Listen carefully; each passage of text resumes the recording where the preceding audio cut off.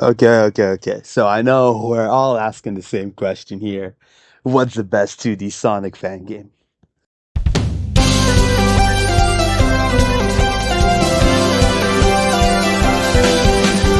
Okay, so we all know I'm a bum, right? Fraud Boy 9X.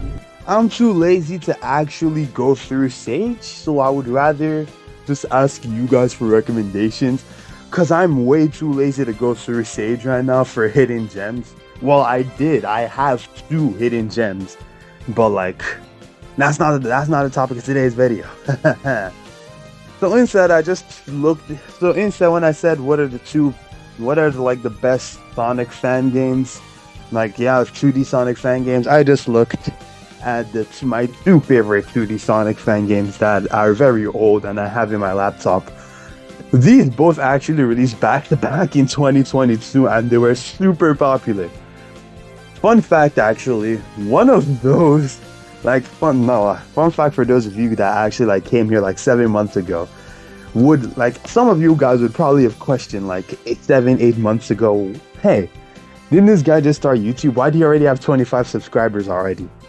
See, my first ever video to ever exist, which I deleted the video sadly. It was called Playing Sonic and the Fallen Star because I'm too broke for Frontiers. And it unironically got me 25 subs.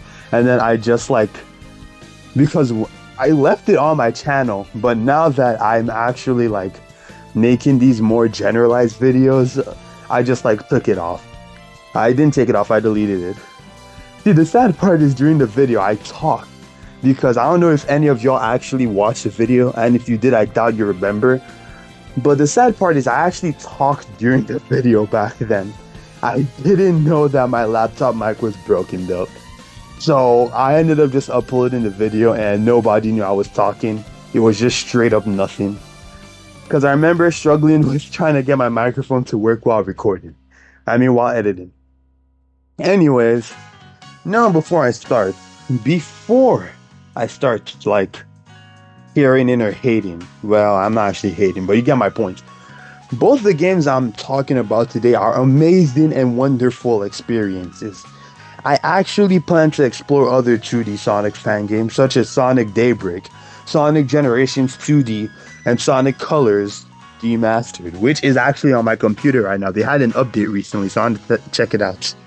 Anyways, onto the meat and bones. 4 years ago, two of the greatest Sonic fan games released back to back.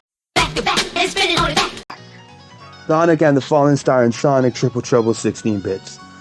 Now see, 12-year-old me back then would always think to myself about like comparing these two games like, I wonder which is better.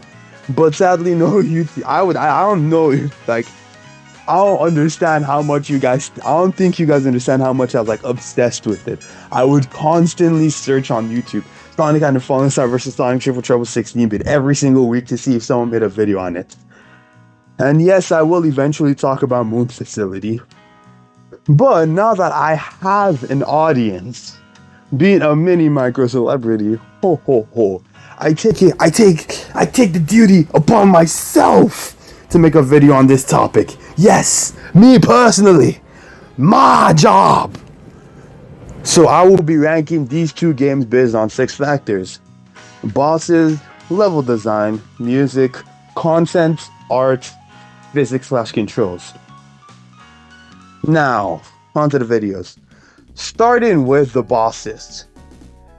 I have to say that bosses goes to Triple Trouble 16-bit. It's not really close. Bosses in Triple Trouble, like they feel like actual Sonic boss fights. Sonic and the Fallen Stars suffer from Superstars itis before Superstars was even a thing.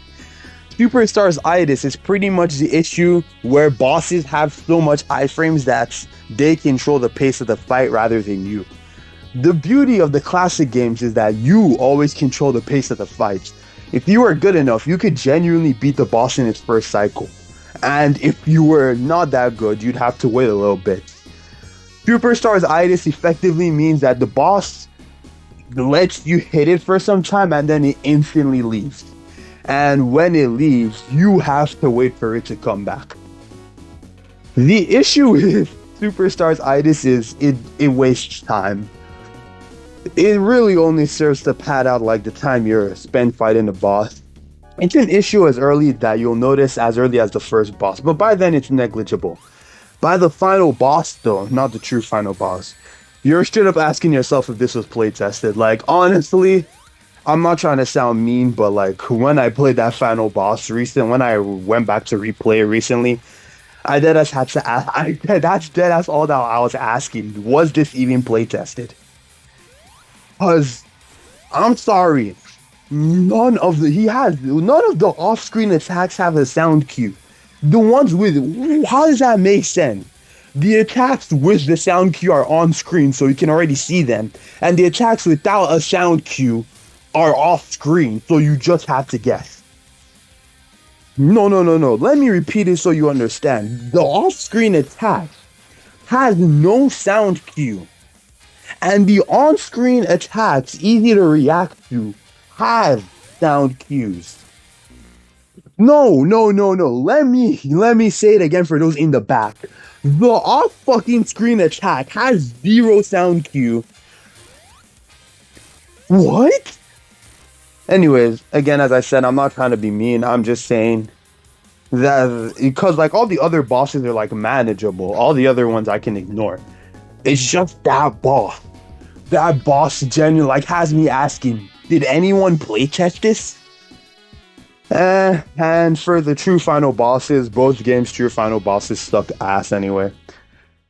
Anyways, for level design, again, I have to give this a Triple Trouble 16-bit. The level design in that game just straight up clears. I'm sorry, Fallen Star. Fallen Star is built around exploration. Fallen Star is great. But my issue with the level is a lot of the level can be easily skipped, which makes the stuff feel way too easy until the last stage where the difficulty just spikes so fucking hard because you can't just fly over the stages anymore. Sorry, I have to clear my nose. And there are so many beginner-friendly traps in the final stage. Like, I remember playing that final stage for Fallen Star, and I kept getting hit by the same laser beam. Because my instinct when I see a wall while I'm running is to jump. But the thing is designed in such a way where if you jump, you're gonna eat a laser beam. Well, I mean, I'm not mad at that because that's good game design. Like, it's the final stage. I should be punished for making stupid mistakes. That one's all me though. And yeah, I mean, Triple Trouble's levels are actually built around Sonic and interacting with the level gimmicks. So you always have to interact with the level gimmicks to progress in some way, shape, or form. In Fallen Star, Sonic can genuinely straight up just like, because of how fast and how high you can go when you jump, Sonic can straight up just like fly over stages, and it's not pretty. Next up for music, Fallen Star wins this. Triple Trouble 16-bit has great music. Don't get me wrong. But Holly Taylor fucking cooked with Fallen Star. I can't actually wait to play Moon Facility. I heard it's not finished, sadly, which is sadly sad because I've been especially waiting for Moon Facility.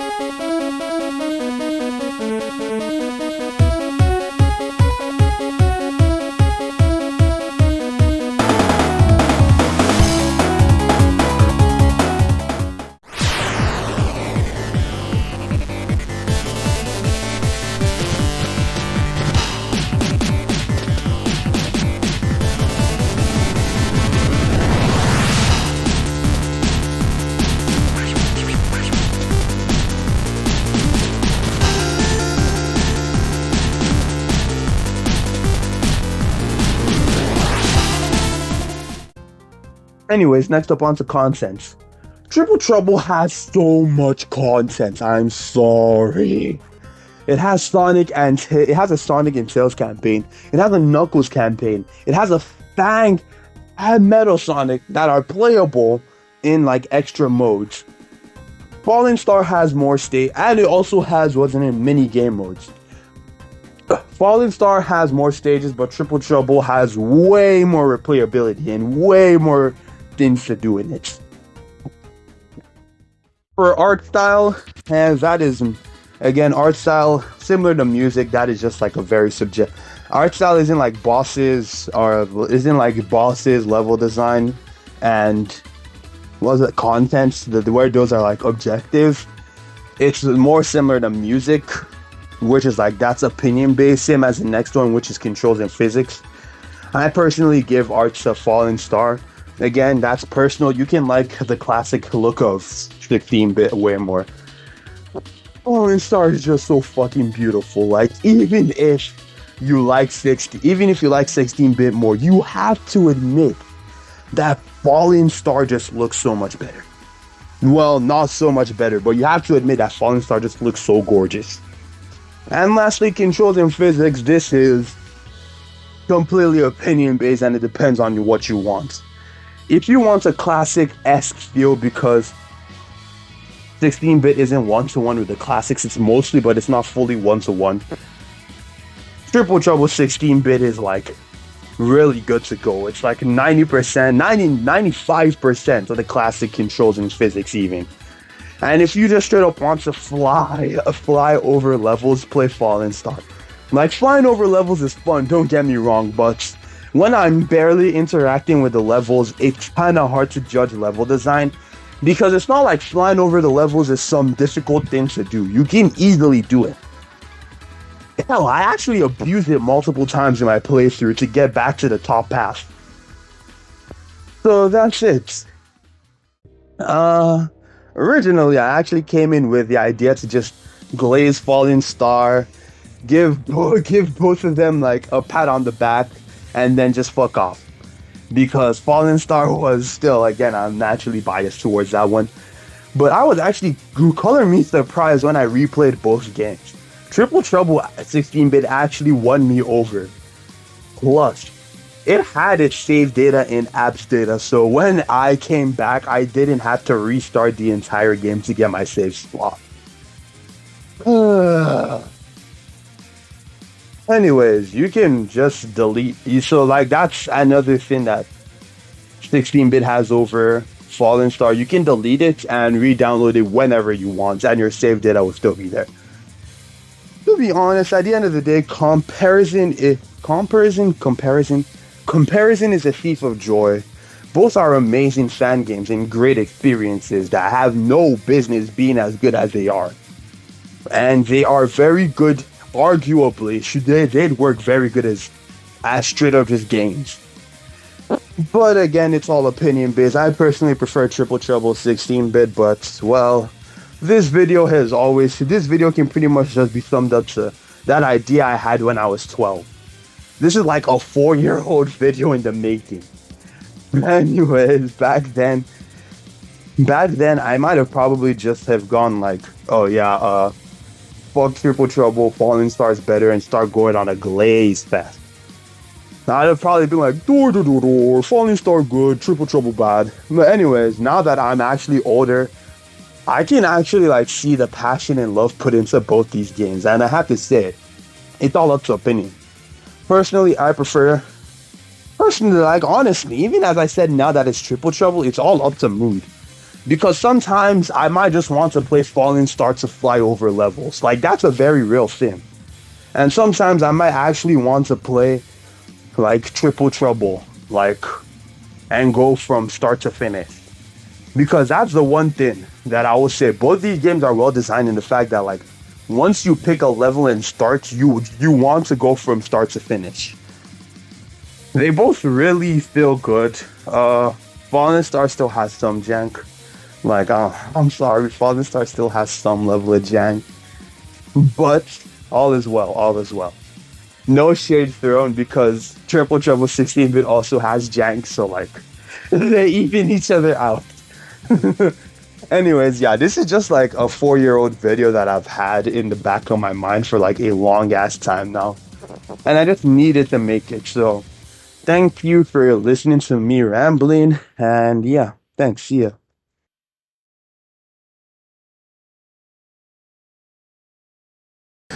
Anyways, on to. Huh? Oh shit, what my script say? Anyways, onto the meat and bone.